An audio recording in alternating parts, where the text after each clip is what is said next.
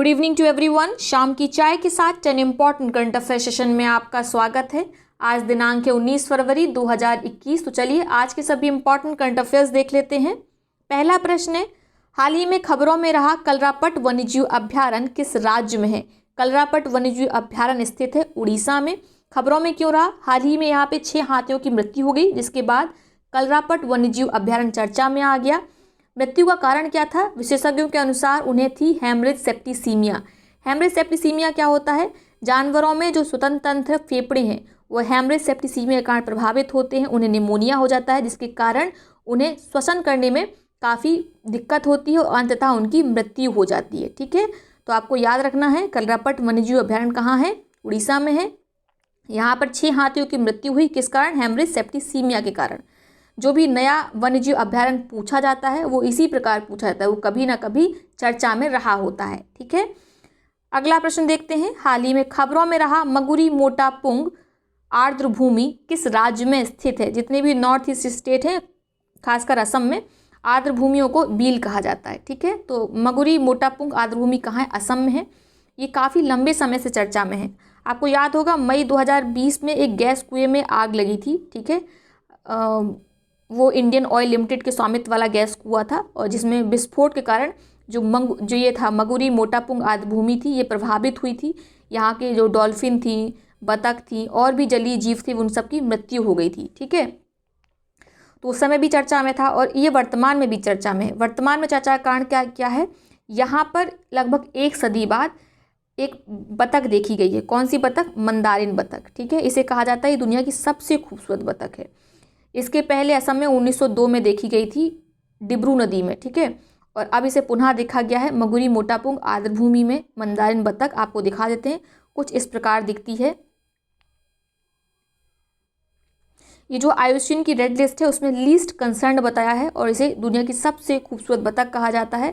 इसे लगभग 1 सदी के बाद देखा गया है। कहाँ पर? मगुरी मोटापुंग आर्द्र भूमि में। क्लियर हो गया? तो आपको याद रहेगा मगुरी मोटापुंग आर्द्र भूमि कहाँ है? असम में है।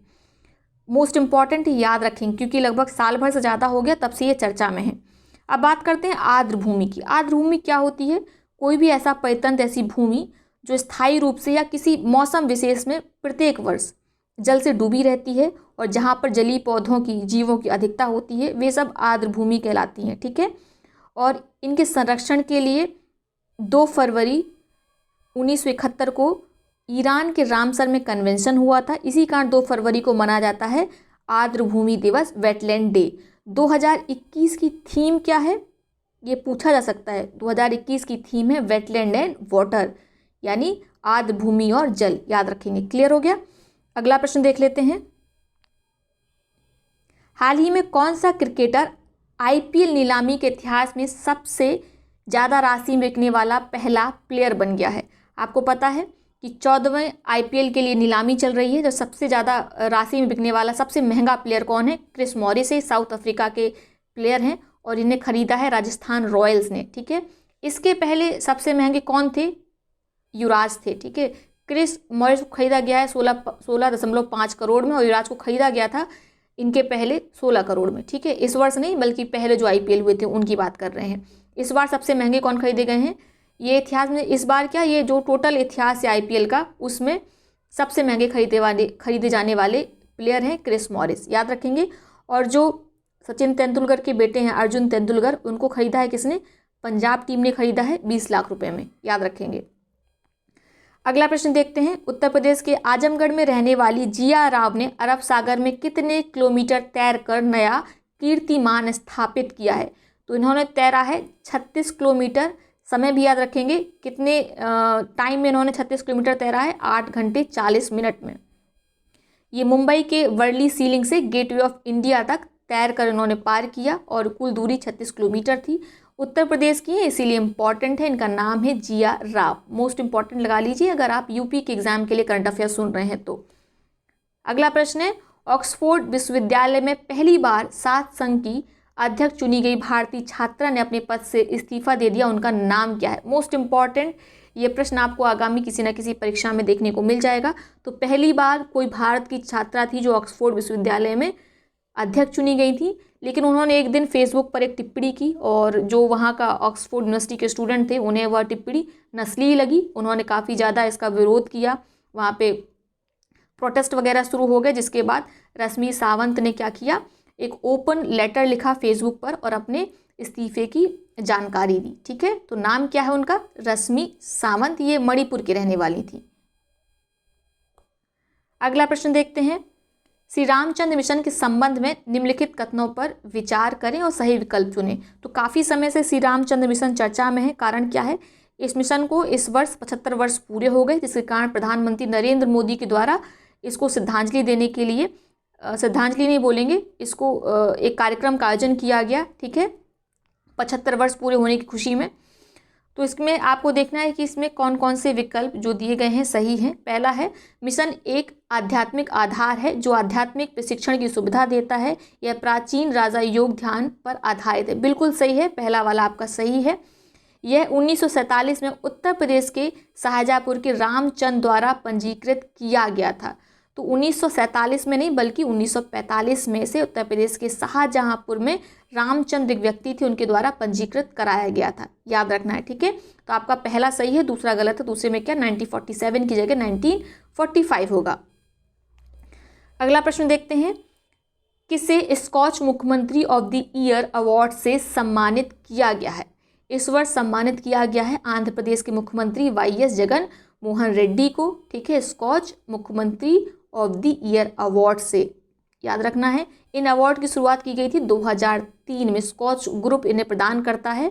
और इस वर्ष के कौन बने हैं CM of the year, YS Jagan Mohan Reddy. कहाँ के हैं, आंध्र प्रदेश के CM हैं। अगला प्रश्न देखते हैं, century life time service award 2020 किसने जीता है। तो हाल ही में प्रदान किया गया है S थियोडोर भास्करन को century life time service award. ये एक प्रकृतिवादी लेखक हैं, तो वन्य जीव संरक्षण के लिए इन्हें अवार्ड प्रदान किया गया है, century life time service award 2020। नाम क्या है, S थियोडोर भास्करन। तो ये हैं आज के प्रश्न। अब देख लेते हैं हम उन प्रश्नों को जिनका जवाब आपको कमेंट बॉक्स में देना है। 2 प्रश्न हम देते हैं, तो आपको क्या करना है, कमेंट बॉक्स में इन दोनों ही प्रश्नों के उत्तर को लिखेंगे। जो सबसे पहले सही सटीक जवाब देगा उसका नाम अगले वीडियो में लिया जाएगा, साथ में उसके कमेंट को पिन भी किया जाएगा। जो पहला प्रश्न है जिसका उत्तर आपको कमेंट बॉक्स में देना है, विश्व बैंक की रिपोर्ट के अनुसार सड़क दुर्घटनाओं में भारत की हिस्सेदारी वैश्विक मौतों में कितनी है। ठीक है, जो वैश्विक हिस्सेदारी उसमें भारत शीर्ष पर है मौतों में। तो आपको बताना है कि परसेंटेज कितना है उसका, 11%, 5%, 10% या 15%। अगला प्रश्न देखते हैं, उपन्यास the terrible horrible very bad good news के लेखक कौन है। मोस्ट इंपॉर्टेंट है ये पुस्तक, याद रखनी है। ठीक है, आपके विकल्प क्या हैं, मेघना पंत जी की किताब है ये, अर्चना अरोड़ा जी की है, प्रीति सिन्हा जी की या प्रेस्टन कुलकर्णी जी की है। ठीक है, तो आप बताएंगे the terrible horrible very bad good news किताब किसकी है। अब देख लेते हैं पिछले प्रश्नों को जिनका जवाब सबसे पहले सुधीर कटियार जी ने दिया था, उनके कमेंट को पिन कर दिया गया है। पिछला प्रश्न था, भारतीय टेलीविजन अकेडमी के 20वें पुरस्कारों में किसे हॉल ऑफ फेम अवार्ड प्रदान किया गया है। तो हाल ही में इंडियन टेलीविजन अकेडमी के पुरस्कार दिए गए, जिसमें हॉल ऑफ फेम का अवार्ड मिला है इस वर्ष एकता कपूर को। ठीक, याद रखेंगे ये 20वें पुरस्कार थे।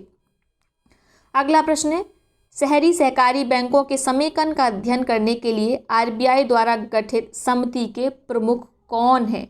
तो हाल ही में अर्बन कोऑपरेटिव बॉडीज़ की स्टडी के लिए एक समिति का गठन किया गया। इसमें कुल 8 मेंबर हैं और इस समिति के अध्यक्ष कौन है, NS विश्वनाथन। ये कौन थे, ये थे RBI के पूर्व डिप्टी गवर्नर, याद रखेंगे।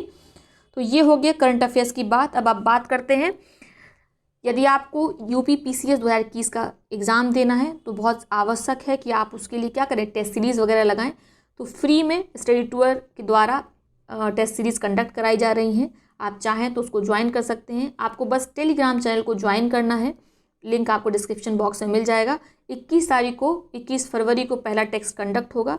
जो भी ये वीडियो सुन रहे हैं, आपके जानने वाले मित्र हैं, सहपाठी हैं, आप उन्हें बताइए कि अगर UPPCS 21 के प्रीलिम्स का टेस्ट देना है तो आपको क्या करना है, केवल टेलीग्राम चैनल ज्वाइन करनी है, लिंक आपको मिल जाएगा। या आप डायरेक्ट जाके सर्च करेंगे स्टडी टूर विद RSR तो आपको टेलीग्राम में वह चैनल मिल जाएगी। वैसे भी उसमें डेली बेसिस पर करंट अफेयर्स और GS की क्विज कराई जाती है, तो आपके लिए वैसे भी बहुत हेल्पफुल है। साथ में अब बात करते हैं यूपीपीसीएस मेंस की। तो आपको केवल प्री क्वालिफाई तो करना नहीं है, उसके बाद मेंस भी देना है। तो मेंस की आंसर राइटिंग शुरू की गई है, जिसकी फ़ीस रखी गई है मात्र 500 रुपये। 500 रुपये में चारों पेपर की विधिवत तैयारी कराई जाएगी। तैयारी से हमारा आशा है कि आपको प्रश्न लिखने को दिए जाएंगे, जिसका उत्तर आप लिखकर हमें देंगे। हम उसको चेक करेंगे, उसका मूल्यांकन करेंगे, आपकी कमियां बताएंगे, आपको बताएंगे कि आप इसमें क्या ऐड ऑन कर सकते हैं कि आपका उत्तर अच्छा हो जाए। साथ में आपको एक मॉडल उत्तर भी मिलेगा और ये पेपर वाइज होगी, यानी कि फर्स्ट पेपर के कुछ दिन तक चलेंगे, ठीक है, लगभग 1 महीने के लिए। फिर हम लोग नेक्स्ट मंथ में किसका करेंगे, पेपर 2 का। इस तरीके से चारों पेपर कवर कर लेंगे। और जब आप रेगुलर लिखते हैं तो जो आपकी लिखने की कला है वह परिष्कृत होती है समय के साथ। तो ज़रूर इसको ज्वाइन कीजिए, ठीक है। और आपको क्या करना है, केवल टेलीग्राम चैनल ज्वाइन करनी है, आपको वहाँ पे सारी डिटेल्स वगैरह मिल जाएंगी। तो ठीक है, अगर आपको आज का वीडियो पसंद आया तो वीडियो को लाइक करें, साथ ही अपने मित्रों सहपाठियों के साथ इसे शेयर करना बिल्कुल ना भूलें। बहुत बहुत धन्यवाद।